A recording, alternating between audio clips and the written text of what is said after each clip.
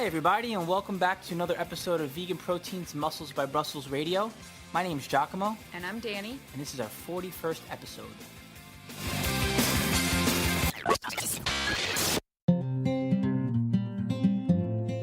As many of you guys know, this last year has been really tough for me, losing several of my family members, and it got me thinking that it's a good idea to have all of your ducks in a row in case anything is to happen to you. And, you know, for the first time in my adult life, I started thinking about like very grown-up things like life insurance and things like that.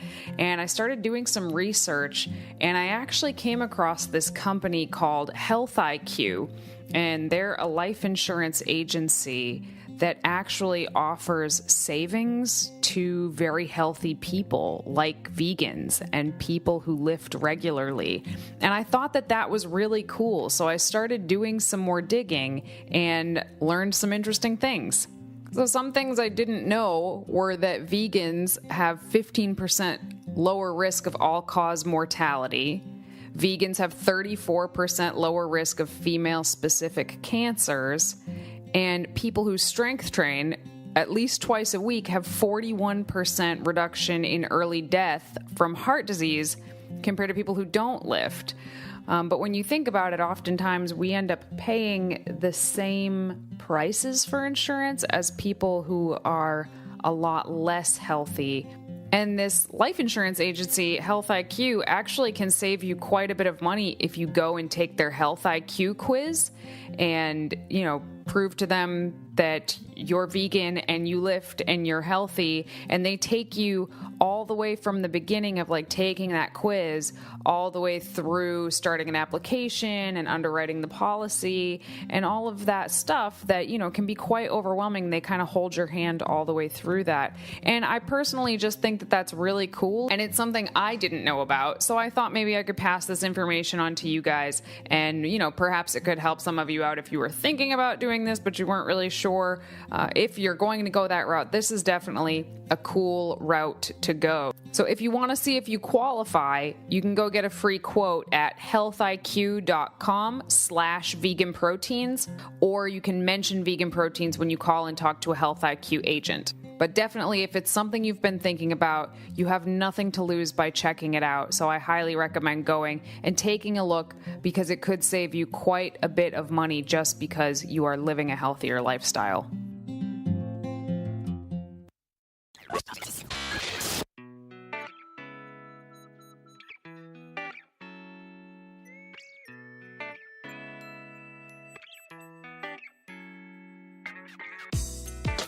Hey everybody, thanks so much for tuning in again. It's been a little bit since our last episode, but that does not mean we have not been cranking out content. We've been working really, really hard on writing articles and making YouTube videos and all that stuff. We actually just launched our first ever program, which is really, really cool. We're very excited about it. A little nervous because it's different than what we normally do, but I think it's going to be really helpful for clients that maybe don't need that one-to-one sort of constant monitoring, constant hand-holding, but still have fat loss goals they want to achieve.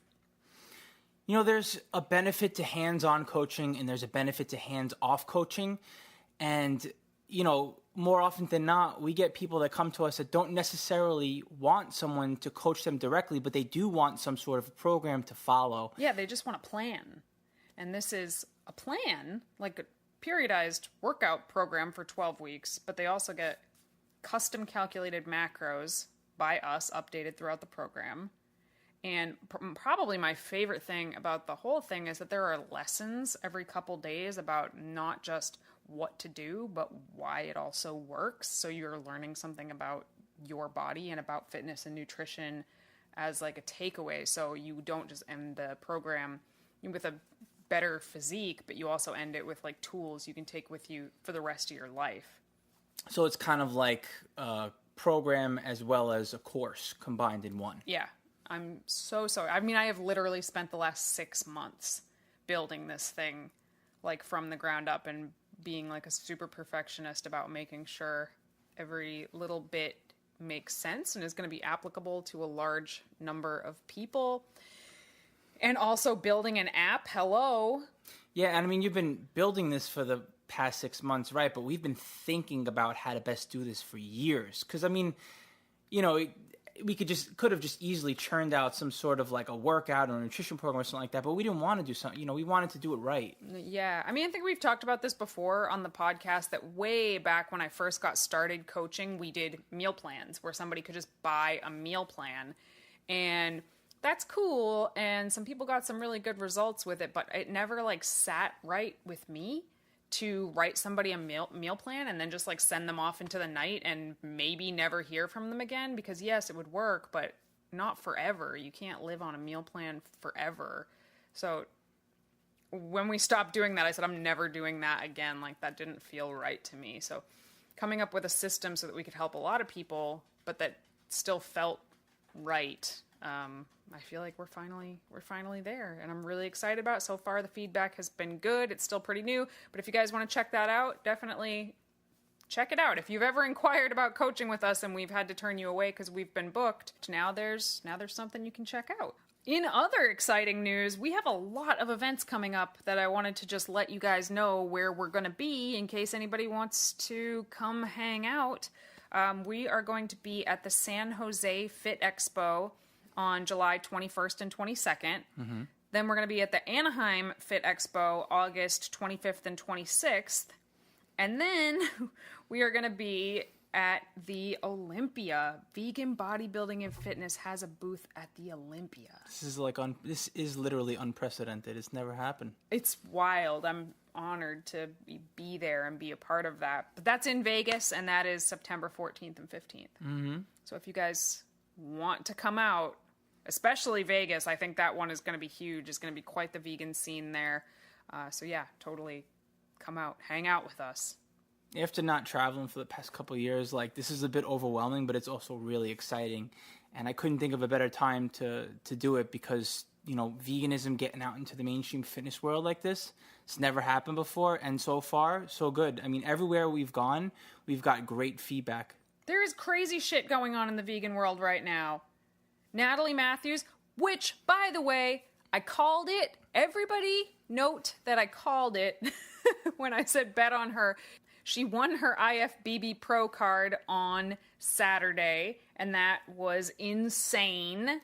And at the same exact show, Torrey Washington won his IFBB Pro card. It's like just out of control. And the coolest thing is that I know for a fact, as these are two personal friends of ours, that they are both 100% natural drug-free athletes. Yeah, and they're, holding their own in an untested organization. Really, really admirable. Also, shout out to our own clients. Jenny Harrison, my girl, just won her WNBF Pro card this weekend, which is awesome. And my client, Robin, competed in his first show ever and killed it. I was so proud of him. Yeah, anyway, that's enough gushing. We've gushed enough right now. So, Giacomo, you have some big news. What's going on in your world right now? Oh, man, I'm still having an existential crisis over this. I think it has...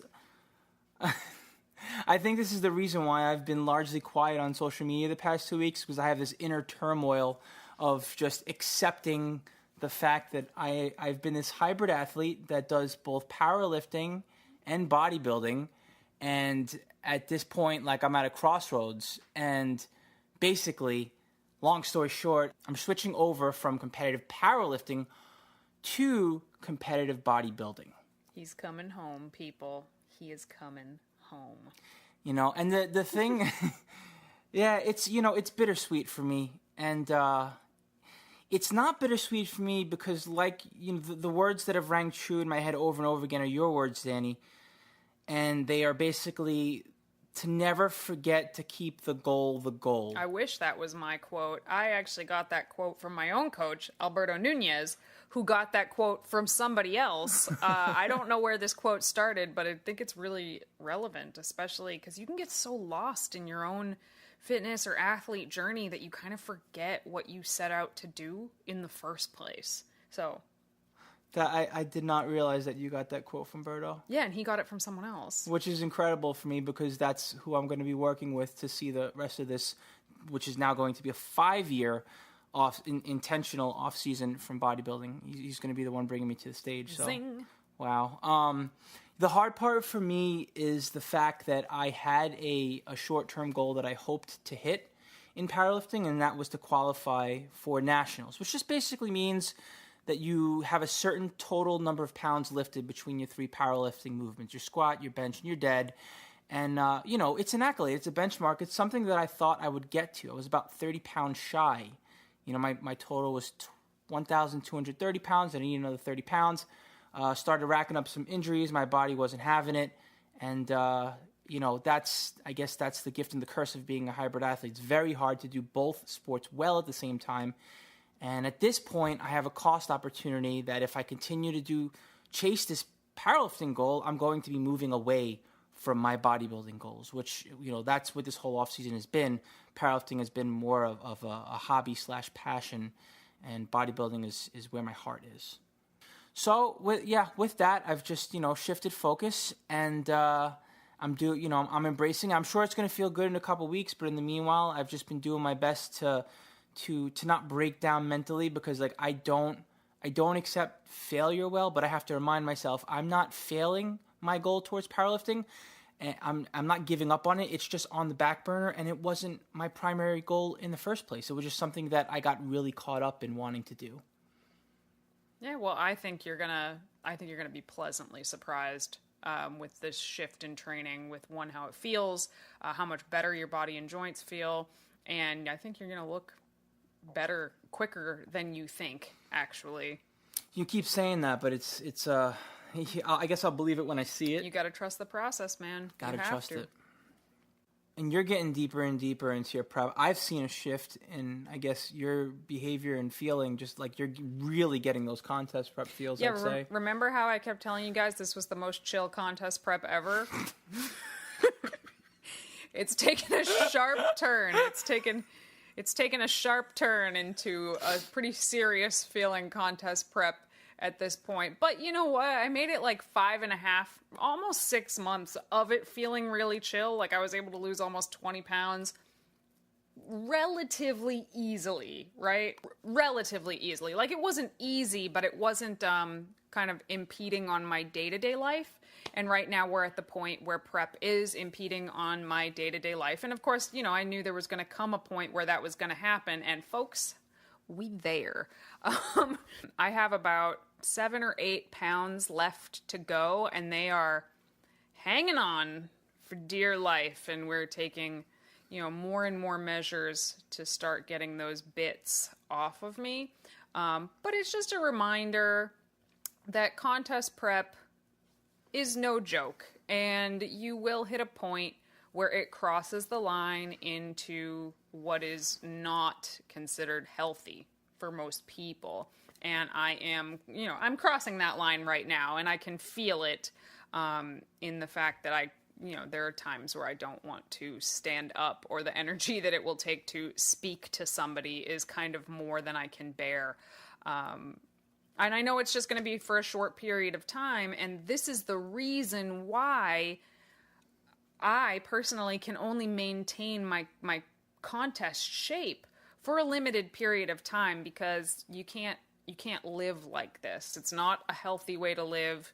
And the food focus, I don't want to say it's even food focus that's setting in, because I'm past the point of hunger. I've been hungry for months, and now my body is kind of no longer feeling hunger, or I'm unaware of those hunger cues even turning on anymore. The exhaustion is so much deeper than belly grumbles. It's way, way past that. It's to the point where yup, we are exhausted to the core. It's a special kind of feeling that I don't think you can know unless you've been there. And I reiterate strongly, it's not a place anybody should live.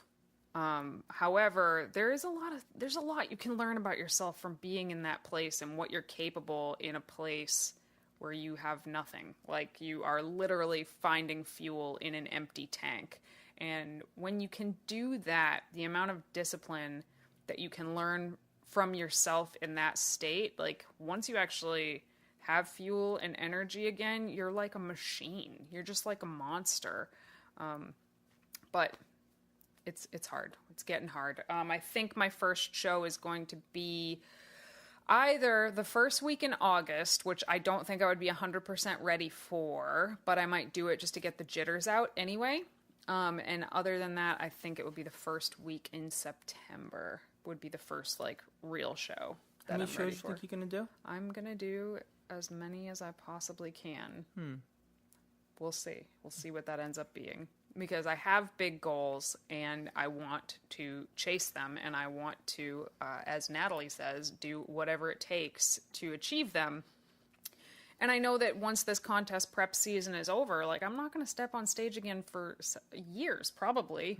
Unless my body decides to magically overnight turn into something that it's not, I won't be on stage again for at least 2 more years, at the absolute bare minimum. So we're going to squeeze every last drop we can out of this contest prep right now. You prep like 9 months by the end of your prep, roughly? Yeah.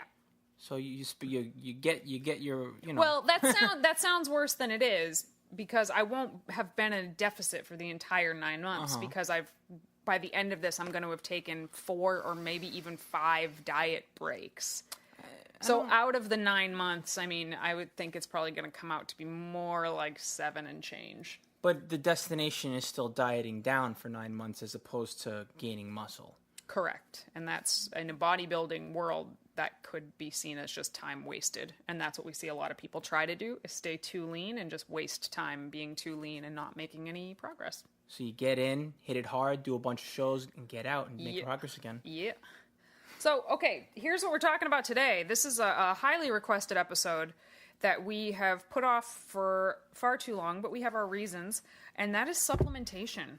We're going to talk about supplements, being vegan, being an athlete, and supplementation. And I think the reason that we put this podcast off for so long is because we ran a supplement store for almost 10 years. And to make a podcast telling people what supplements to take while we ran a supplement store seemed just like incredible, I guess. Like, what do you mean by incredible? Not incredible like that. It just seemed like it could very easily be misconstrued as inauthentic. Like we were just trying to get people to buy crap from our store that maybe wouldn't help them. It's like when the GNC guy tells you exactly what you need to take. It's like the adverts that are 8 pages long, look like an article. Like, wait a minute, I'm reading a sales pitch. Yeah. So we didn't want to do that. So now, I mean, we don't have the supplement store. So now we feel a little bit better about talking about what supplements we really, really believe can be helpful. Like, do you even need supplements at all? Supplements that might benefit vegans specifically. So we are gonna dive in.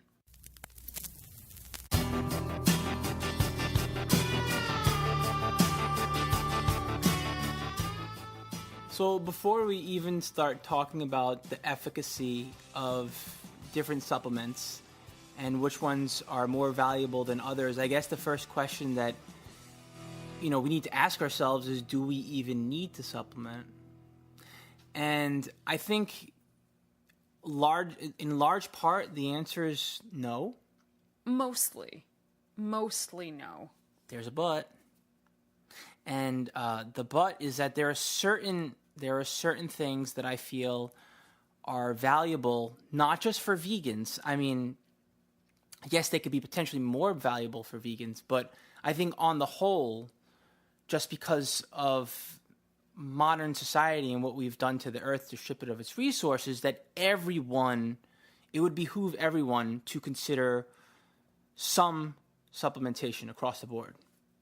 So the number one supplement that I think everybody should be taking is vitamin B12. And I know that there are vegans out there who disagree with this and say, like, you can get it from all these other foods and, like, mushrooms and nutritional yeast and all that jazz. But, like, just take the vitamin B12, because the risks of becoming vitamin B12 deficient are irreversible. We're talking brain damage. Basically, like you can get permanent brain damage, irreversible, once you become deficient in B12. And it literally takes, I think, something like 5 to 10 years. It's like 7. 7 to deplete your stores of B12. And once that happens, like, you're in trouble. And I guess, like, not to talk about the important, like, not to go off tangent here about the importance of B12, but I feel like this is one of those supplements where people kind of like to point fingers and say, well, you know, B12 is something that vegans are at higher risk of. But here's the thing, my friends. Yes, maybe there's a little more B12 present from in animal-based foods. But guess what? Like, if you're using that logic not to supplement B12, you're going to be in freaking trouble one day. Like, there's a higher risk than you think for everyone. I don't care how healthy you eat, vegan or not, to become deficient in B12. Well, I think that's important to note is that vitamin B12 deficiencies are pretty much consistent across the board, whether you are vegan or not. So, meaning it's pretty much the same percentage of non-vegans are vitamin B12 deficient versus vegans that are vitamin B12 deficient. So, it runs the gamut across most people of various backgrounds that it's very easy to become vitamin B12 deficient.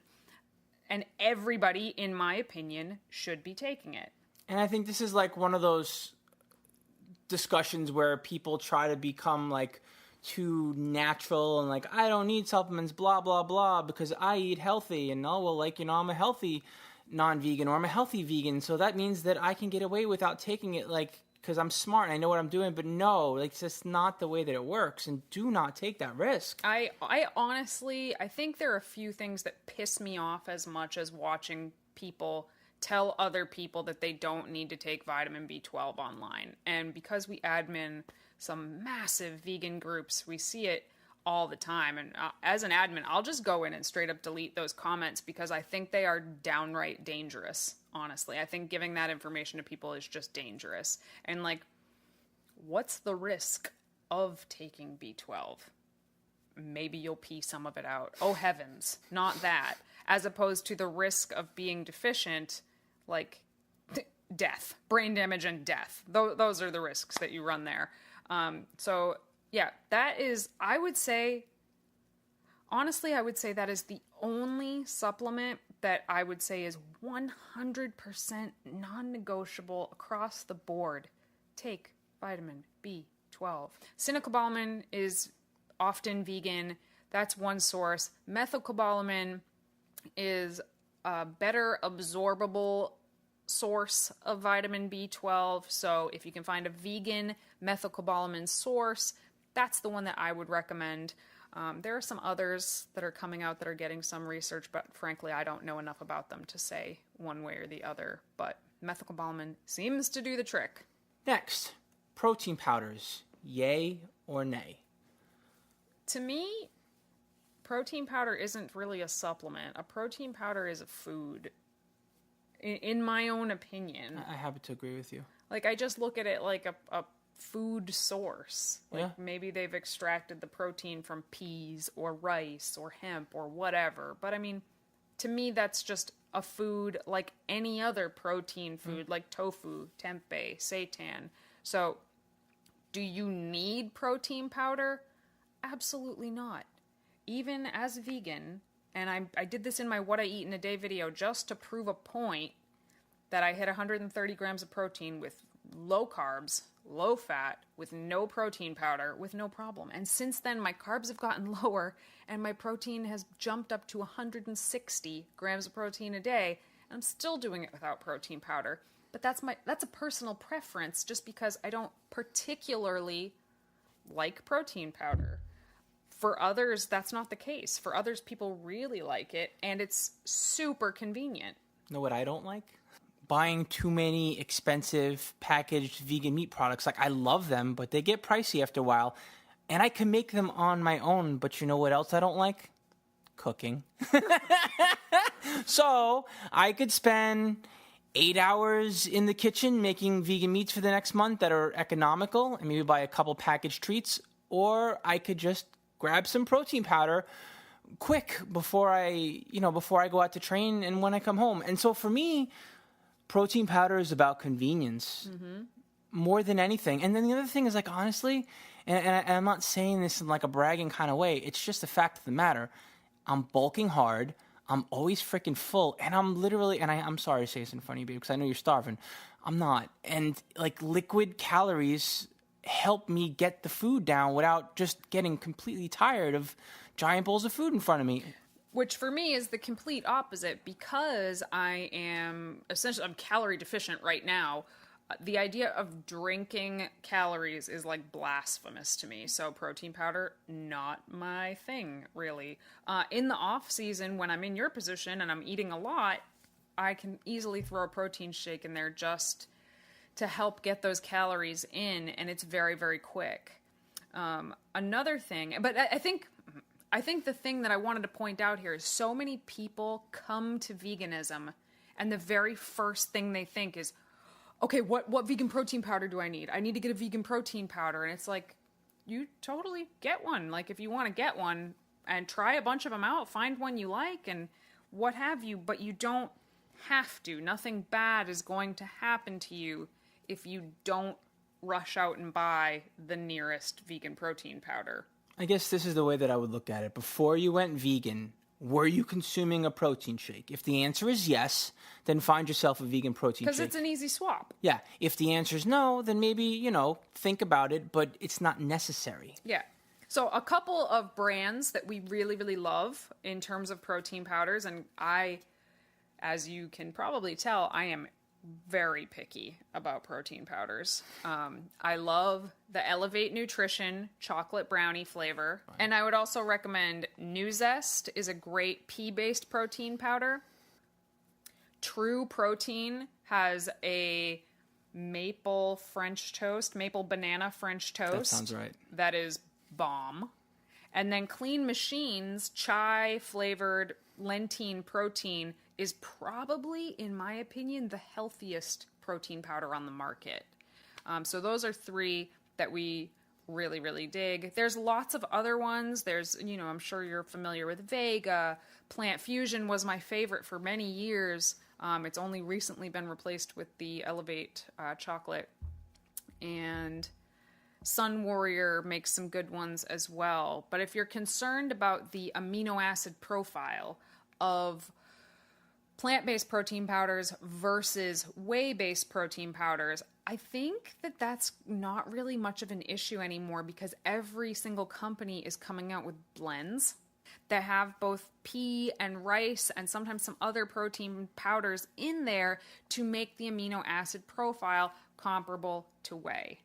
That said, as long as you're eating enough protein over the course of a day, you're probably going to be just fine in terms of protein quality if you're eating a variety of foods. Yeah, for sure. As far as sports supplementation goes, by and far the most valuable supplement, not just in my personal opinion, but it's also widely accepted as being the most valuable supplement, is creatine. Creatine monohydrate, hands down. Not only is it the most valuable supplement, it is also one of the safest supplements to take. Creatine is something that is naturally present and occurring in our body. Our body manufactures it to some extent. And you can basically make it so that you can top off your creatine stores. You can supplement with creatine to enhance your performance to the point where your creatine stores are basically always topped off, and it's completely safe to metabolize. And basically what it does is, I guess the most simplest way to explain it is that it prevents you from going to failure sooner. So basically, let's just say, for example, you have a set of 10 reps. Without creatine supplementation, at a certain working weight, you'll fail at 8. With creatine supplementation, you'll fail with the same weight at 10 reps. So it's not going to put on muscle for you, but it is going to help you become able to build muscle. It's going to enhance your performance, basically. Personally, like I've been supplementing with creatine on and off since 1994. Any time that I've trained, basically, I've supplemented with creatine, and I get my yearly physical, and there's absolutely nothing wrong whatsoever with my body. And there's just so much research and data out there supporting the fact that it is not only an incredibly safe supplement to use, it's important. There's even evidence out there that, lightly active to sedentary older individuals can benefit through creatine supplementation to maintain their skeletal muscle mass in their bones. So, I mean, I just think it's like such a valuable thing to consider taking. Now, here's a thing that you'll hear when it comes to the differences between vegans and non-vegans. So creatine, just as it's naturally occurring in our bodies, it's naturally occurring in animals' bodies. So when someone who is not vegan consumes an animal product, they're going to inevitably get some creatine from that animal. So their stores will be slightly higher than our stores. But guess what? They're supplementing with creatine too. And here's the thing. You can't get any more. You top out your stores and that's it. So basically, it's a level playing field across the board. You might get somewhat slightly of a larger benefit right out the gate for like the first week. You'll see maybe more of a noticeable difference. But after the first week, when your creatine stores are topped off versus a non-vegan's creatine stores are topped off, the net results are the same. Yeah, and creatine monohydrate is vegan. A lot of people say, well, what's a good vegan brand of creatine? Creatine monohydrate, unless it says something on the label like from beef specifically. It's all made synthetically in a lab. So you can get the cheapo version as long as it's creatine monohydrate, and it's going to do the job. Also, just a little side note, most creatine labels say something like, take 2 tablespoons every day for the first couple of weeks, and then you can level off. But you don't actually have to do that. You can just start with a much smaller dose of like anywhere from 3 to 7 grams, depending on your size, a day, and it's going to fill up over time. The risk you run with doing something like 2 tablespoons for the first couple weeks is just it can cause some digestive discomfort if you're taking too much of it at first. But this is just the manufacturer's way of, 1, getting you to go through it faster, but 2, you'll fill your stores up faster. So if you don't have any GI distress from taking a lot of creatine, you can go ahead and do this if you're just starting up, but you don't have to. You can just start with small doses and just keep that the same throughout. Today's episode of Muscles by Brussels Radio is proudly sponsored by Health IQ, a life insurance company that specifically rewards vegan lifters for their health-conscious choices with lower rates. I found the application process to be pretty cool. Should you have a nutrition journal, like MyFitnessPal for example, you could submit your data to them and they will reward your health-based choices, like eating plant-based, with some of the lowest quotes that you can possibly find out there because they're catered to you. Vegans have lower all-cause mortality rate, a lower risk of heart disease, and a lower risk of cancer. So why not take advantage of the savings we receive for living a more health-minded life? Head over to healthiq.com/veganproteins to both support our show and to see just how low of a rate you can qualify for being the healthy person that you are. The next one we wanted to talk about was EPA and DHA, omega-3 fatty acids. So in non-vegan circles, this is usually fish oil capsules. And obviously we don't consume fish oil capsules, but that doesn't mean that EPA and DHA are not important for us as well. So what are we to do?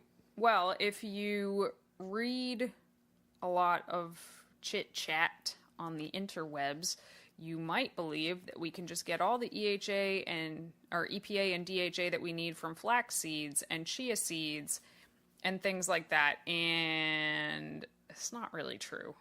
And here's the reason. So you've heard of omega-3s. ALA, alpha-linoleic acid, is an omega-3 fatty acid that when we eat it, we convert it to DHA and or EPA. But we don't actually know the conversion rate. Everybody's conversion rate is going to be a little bit different, and to my knowledge, there's no test to find out what that is. So you could eat a lot of ALA, which is found in flax seeds, chia seeds, various nuts and seeds, and maybe not convert very much of it at all to EPA and DHA. So, in my opinion, it's better to just go straight to the source and consume a DHA EPA supplement. Now, fish are naturally high in DHA and EPA. Where are the fish getting it? The fish are getting it from algae and plant life in the water. So there are now multiple companies that make algae-based DHA and EPA supplements. And this is awesome because when I first went vegan, there was nothing. There was absolutely nothing like this out there. And now you can actually find it. So brands that we really, really love, Testa, Deva, Ovega makes one. Those are the ones that we really, really like.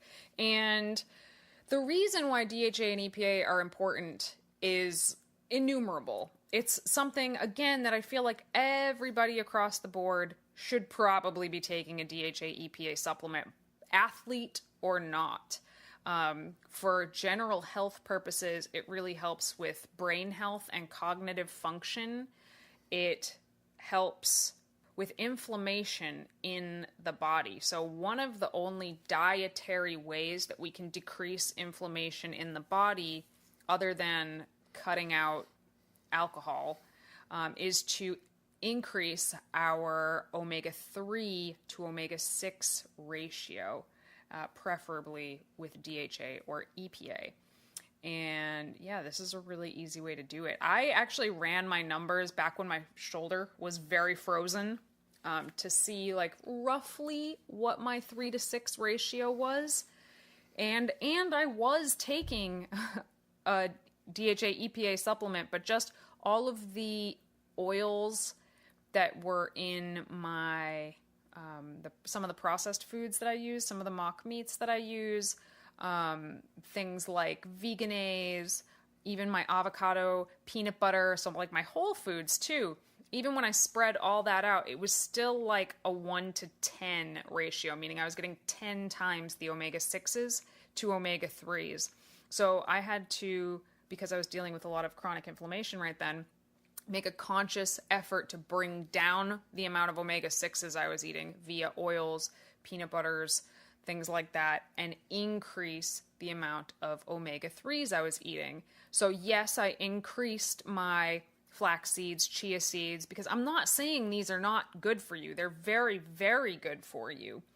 But I also wanted to go straight to the source, and I doubled my DHA EPA intake, which you do have to be careful of. You don't want to go too crazy increasing the DHA EPA, because too high a dose of that can actually cause clotting issues where your blood doesn't clot properly. So we probably should have stated this at the beginning of this podcast, that before you start throwing supplements at yourself, you should get blood work done once a year to find out what your levels are at.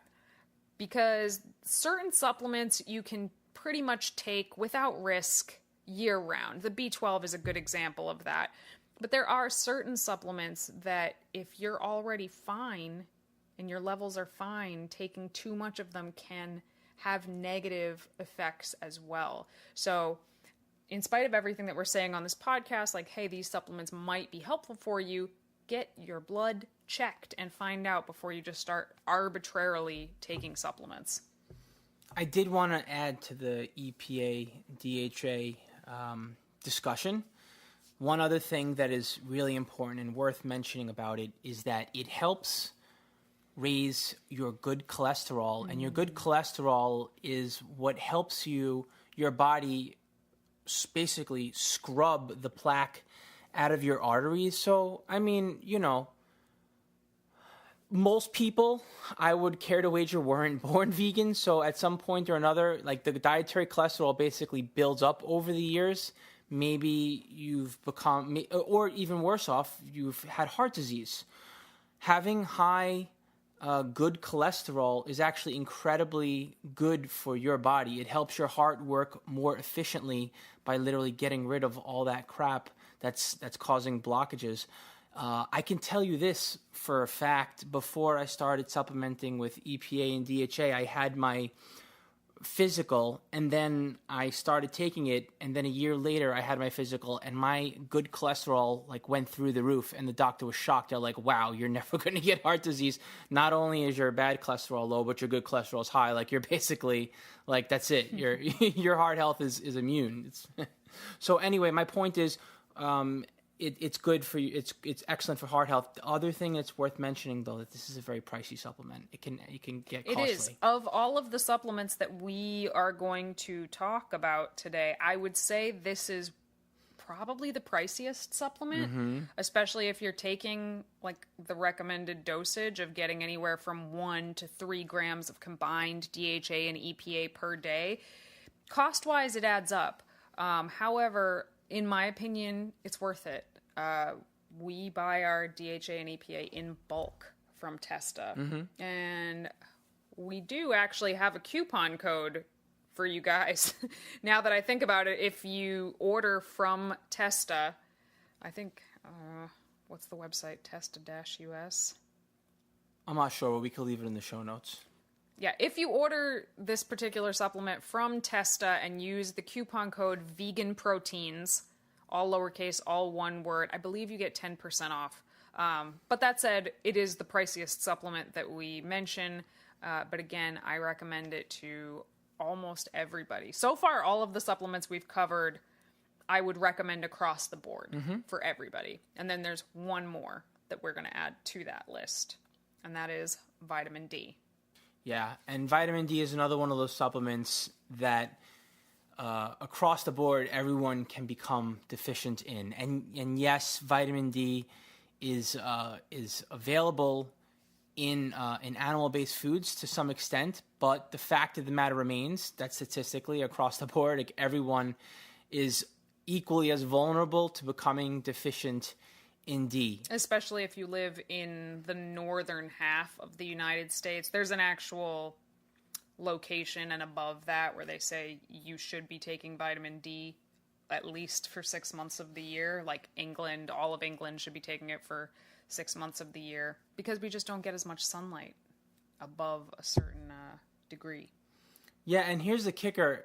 If you live in a place that gets plenty of sunlight, but there's lots of tall buildings, or you work in an office all the time, you're not getting sunlight. Yeah, and for many people, even if you are out in the sunlight, sometimes that's not enough. You're still not at risk of not getting enough vitamin D3 or vitamin D from sunlight. So there's 2 vitamin Ds. There's vitamin D2, which is vegan, but it doesn't absorb super well for most people. And then there's vitamin D3, which absorbs a lot better, but historically has not been vegan. It's been made from animal sources. So when I went vegan, it was 2003 or something, we just took vitamin D2 and we had to take a lot more of it. But now there is vitamin D3 being made from lichen, which is like an algae mushroom type of plant. And they can synthesize vitamin D3 from it. So you can get a vitamin D made from lichen that absorbs the same as animal-based vitamin D3. Now, I don't know this for a fact, but I believe that you can become deficient in D quicker than you can become deficient in B12. Yes, absolutely. Okay. So vitamins A, D, E, and K are fat-soluble vitamins. And we go through those faster. However, because they're fat-soluble vitamins, we also store them in our fat, in our body, which means that you can take too much of them and you can get vitamin toxicity from these 4 vitamins much more easily than a water-soluble vitamin. So again, this goes back to get your levels tested. You have to get your levels tested before you just start arbitrarily throwing stuff at your body. I think that's the responsible thing to do. And just every adult that has access should get their levels checked as frequently as they can, really. When we lived in Portland, we lived there for 3 years. And it was about 2.5 years in, and I was not great about taking supplements. I'm never great about consistently taking my supplements. Like, I need to set timers on my phone to remind myself every day. And I was suffering from pretty gnarly depression in Portland. And even though I knew we lived in the cloudiest place in the country, it didn't even cross my mind that it was a vitamin D deficiency until I got my levels tested. And they were like, yes, you are obscenely low in vitamin D. This is super common for people who move to Portland and just don't start supplementing with it. And once I was able to get that back into a healthy level, I'm not going to say all of my woes went away, but I mean, I felt significantly better. And it's just one of those deficiencies that sneaks up on you and really affects your life. So just to recap, from here, we are saying across the board, we would recommend vitamin B12, protein powders if they are convenient for you and it's something you like, DHA and EPA supplements, creatine monohydrate, if you weight train at all, or really if you're like over the age of 50, and vitamin D3. So now we're going to move on to supplements that are, in my opinion, less important, but can be helpful if you are either an athlete or a vegan or both. So these ones are more like if you have the money and you want to give it a shot, go for it. It could be helpful for you. But if you don't, stick to those top 5 we just suggested, and you're probably going to be just fine. So the first one, and one that I recommend to a fair number of my own clients, is going to be a zinc citrate. And the reason that I recommend zinc citrate is that some plant sources of zinc have phytates in them that make absorption a little bit more difficult. And zinc is important for testosterone production, which obviously as athletes, we want to make sure is going as smoothly as possible. Another reason is because zinc has shown to have slight improvements in thyroid function in terms of boosting one's overall metabolism by about 100 calories a day in the research, roughly, which isn't a lot, but it's something. And when you're a competitive athlete, like every little bit counts. And yeah, I happen to think that if you have any sort of thyroid issues, first of all, you should be talking to a doctor about it, not just listening to a podcast about it. But zinc citrate can be helpful and overall can just help to kind of give your metabolism like a little bit of a boost, which for me is always very, very helpful. Important to note with the zinc citrate, take it with food or you are going to be very nauseous. That is definitely a supplement you want to take with food. Another supplement that's worth considering taking is beta-alanine. Beta-alanine is going to depend on the type of training that you do. What beta-alanine does is it helps athletes who have a higher training volume in the sense that you're doing more repetitions for longer periods of time. So say like you go to the gym and, I don't know, you're a powerlifter and you're doing a set of 4 reps. Like beta-alanine is not really going to have any sort of effect on your training. On the contrary, say that you're doing bodybuilding, for example, or you're just doing some heavy volume type of accessory work where you're doing an AMRAP, as many reps as possible of any given exercise for like 2-3 minutes straight. You want to try to bust out 75 reps. Beta-alanine is something that's going to kick in and it's going to help prevent you from fatiguing and breaking down, which is, the repetitions that you can get in with a supplementation like that in your pre-workout can really add up. And that's just going to increase your overall training volume, which of course is going to increase your ability to stimulate muscle hypertrophy. Yeah, and it also, if you're listening to this and you're not a bodybuilder or a power lifter, this is a particularly helpful supplement for endurance athletes, like mid-range endurance athletes. So sprinters, people that do like track and field type of exercises, this would be helpful for those people. Because I'm thinking in bodybuilding, like very rarely am I personally doing sets that last longer than 60 seconds. It does happen occasionally. So I do take it, again, because it's a cheap supplement and it's easy for me to just pop into my pre-workout, but I don't think that it's necessary for most strength athletes. Yeah, fair enough. In conjunction with that, carnitine. So carnitine, from the word carne, meaning meat, is obviously found more in meat than in plant-based sources.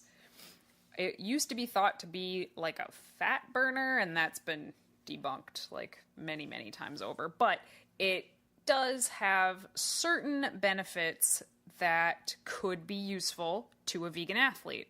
In general, obviously, vegans are eating less carnitine than non-vegans. So it would stand to reason that vegans have lower levels of carnitine in their bodies. Some studies have shown that L-carnitine, L-tartrate have shown decreased muscle damage after resistance training when they're supplementing with the LC-LT or L-carnitine, L-tartrate, which is often not vegan. So you just have to find a brand that is vegan. San Nutrition makes an L-carnitine, L-tartrate that is vegan. I'm sure there are others. I just know that one off the top of my head. It basically, sometimes people think, or often people think, that muscle damage is what causes muscle growth. And it's not really true. You can have too much muscle damage to stimulate hypertrophy in the way that we want to. So yes, we need like small amounts of damage, but you don't ever want it to be too much that you can't recover from it properly. So supplementing with LCLT can help to make it so you're damaging your muscles less while you're training. You'll recover faster and you'll be able to do it again sooner, thus increasing your training frequency and volume overall. So another supplement that we would recommend if you have the money for it would be L-citrulline.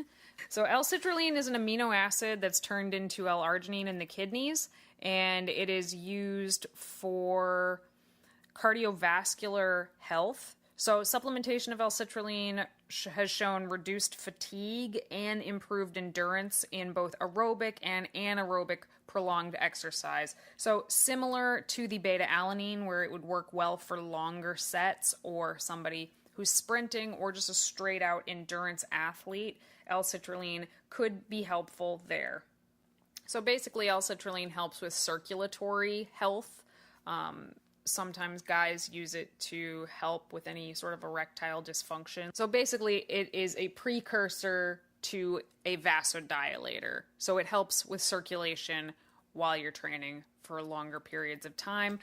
With L-citrulline, the dosage seems to really matter. It seems like anywhere between like 3 to 6 grams is helpful. So if you're buying a pre-workout that has L-citrulline in it, make sure you check and see how much of it is in there. Because a lot of these things can be helpful, but only in the right dosages. And a lot of times with proprietary blends in various pre-workouts and workout supplements, they just put little bits of stuff in there so that they can put it on the label, assuming that you don't know how much is supposed to be in there. So important stuff to look up.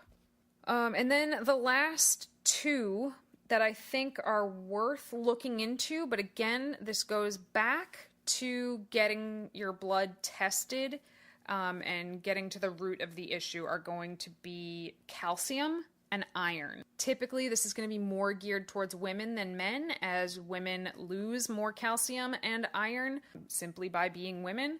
So this is definitely something that you want to keep an eye on when you do get your blood checked regularly.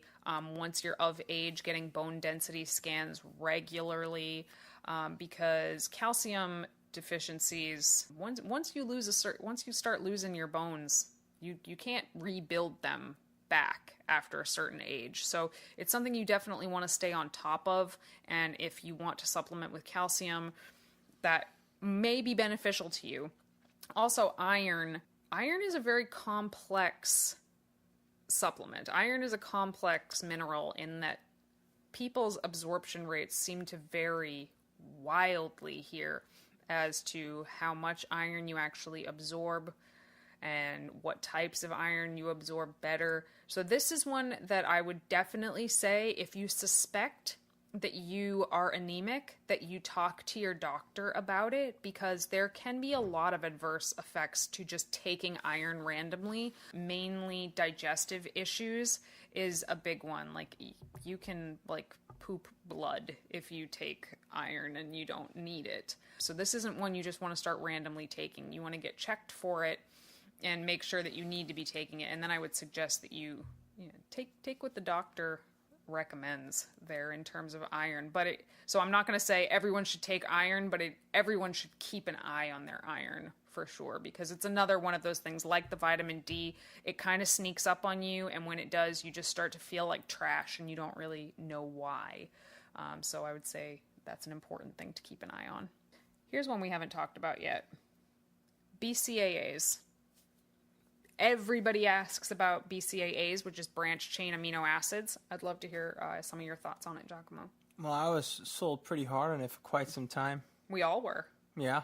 I mean, it's like, the three magic amino acids, isoleucine, leucine, and valine. Like, why not just take copious amounts of three of the most important of the essential amino acids for muscle protein synthesis?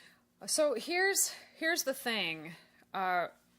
We all really thought that branched chain amino acids were super important. Like, I think everybody was pretty sold on it for a really long time. And now it's being like shown and proven over and over again that branched chain amino acids are not superior to protein itself. So like, you could have a scoop of branched chain amino acids, or you could have a scoop of protein powder, and the protein powder is more effective.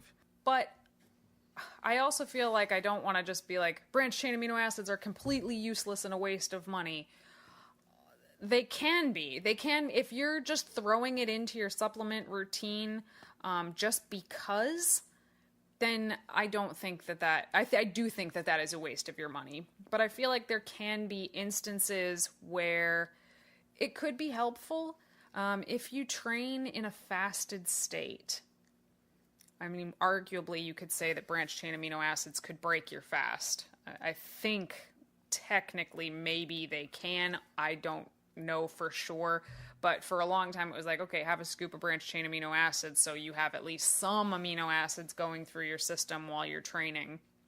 So I feel like they might be helpful in that situation. I also feel like they could be helpful to just sort of have in your bag or in your purse with you if you find yourself stuck for many hours without a meal. You could do a scoop of branched chain amino acids again, just so you have something floating through you until you can get to a real meal, which is the real supplementation here. Another situation, I mean, branched chain amino acids typically are flavored to taste pretty dang good. So if you have a hard time getting in your water and you want to throw a scoop of that in there to make your water taste better, you can go for it. Of course, there are cheaper ways to do this, right? So yeah, I think that our stance on BCAAs is probably not one that most people want to hear. Like, if you like them, go ahead and take them. But I don't think that there is any real benefit to them over other more complete sources of protein. Which actually, now that I'm thinking about it, is really interesting that everybody, and I'm not just talking about like us, I mean like everybody into fitness was super sold on branched chain amino acids for eons, it seems like. But the same industry was telling vegans that our protein sources sucked because they're incomplete.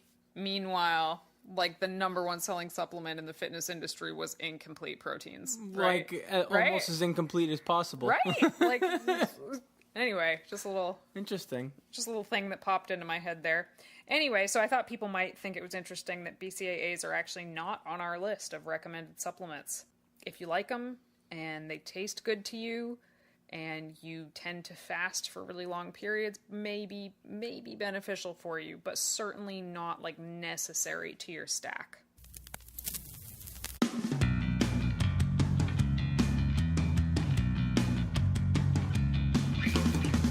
So, I can't find the question, but I remember it. Somebody asked me on Instagram, and I'm sorry that I can't find it.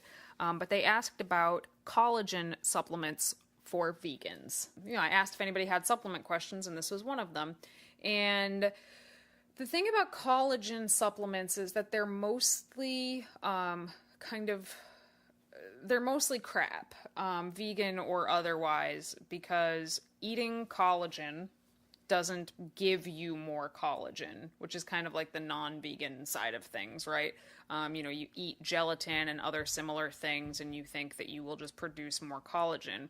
And I guess that would be cool if that was true, but it's not.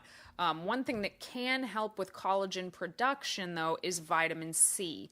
So making sure that you're getting enough vitamin C in your day-to-day diet is super easy to do as a vegan. So that would be one thing that you could do. Oranges, grapefruits, lemons, tomatoes, things like that have a ton of vitamin C. So making sure that you're hitting that.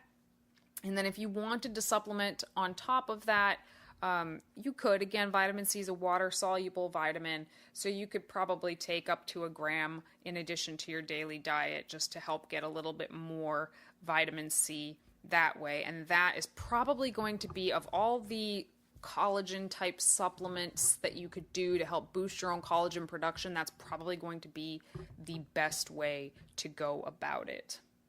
Another question that I got on my Instagram, not related to supplements, but we want to get 2 questions in here, is a question basically about vegan keto, and if you can speak to anything about a vegan ketogenic diet. Well, I guess my personal standpoint on ketogenic diets are that while they can work for some people from an adherence perspective, there's no real known benefit to a ketogenic diet, meaning that you're no better off for going like ultra low carb as opposed to being more balanced with your carbs and fats and whatnot. There are some benefits, just they don't apply to most people. What would they be? Ketogenic diet was originally invented to help patients with epilepsy. Okay, but for the average person who doesn't have epileptic seizures, I think some people talk about ketogenic diets for helping them if they have insulin sensitivity, and I think this is kind of like one of those catch-all things where people who are either afraid of carbs or they just feel like they'll feel better eating lower carbs for whatever reason, they just kind of gravitate towards keto thinking it's going to help them, anecdotally speaking. But if I think when it comes to insulin sensitivity, if that's something that's of concern to you, that's something you want to really prove with a doctor as opposed to just thinking that you have a different reaction to carbs than somebody else. Aside from that, I think some people just seem to be able to stick to their caloric needs for their goals by going more on the keto side of things.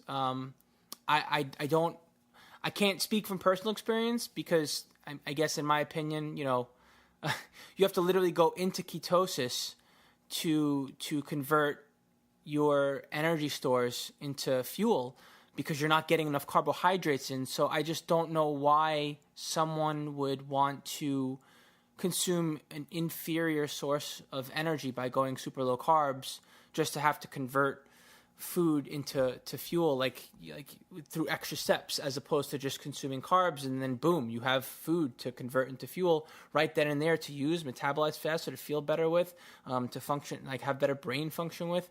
But like I said, once again, I think some people just somehow seem to be able to stick to their diet better, calorically speaking, when they go low carb. Well, I can speak to that in this last off season. We did experiment with pretty much as close to a ketogenic diet as I've ever been, just to kind of see what happened. And I do think there is value in treating yourself as a science experiment. So if it's something you're curious about, I would say give it a shot and see how you feel. As long as it's not dangerous, then I think a lot of things are worth trying. So anyway, I got down to 60 grams of carbs a day. That includes vegetables and fiber. So net carbs were probably around 30 or so.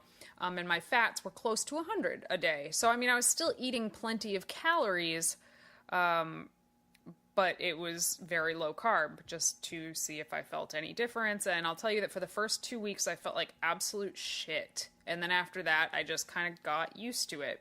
But in terms of body composition, exactly the same. No changes whatsoever when calories were accounted for, going low carb, high fat, which is what keto is. And I think a lot of people don't know that. They think keto just means low carb. Keto actually means very high fat, a very high percentage of your calories coming from fat. It's actually not even a high protein diet. It's like a moderate protein diet. It's just a high fat diet. Body composition wise, nothing changed. Literally, my scale weight didn't change, which I at least expected that to change because of the water loss from fewer carbohydrates being in my system. But I think that was probably mitigated by higher cortisol from feeling like shit for 2 weeks. Just my guess. And now having my carbs be really, really low, but now differently, my calories are also quite low. It feels terrible, and I always feel better when I have more carbohydrates. Not high carbohydrates, but enough carbohydrates. Everything goes better. I think better. I perform better. So again, I mean, I think that you shouldn't be afraid to try new things on yourself and see what works and give everything a fair shot. Take notes, try to learn something about yourself, and then constantly keep readjusting, because that's how we learn, and that's how we kind of learn our own machine.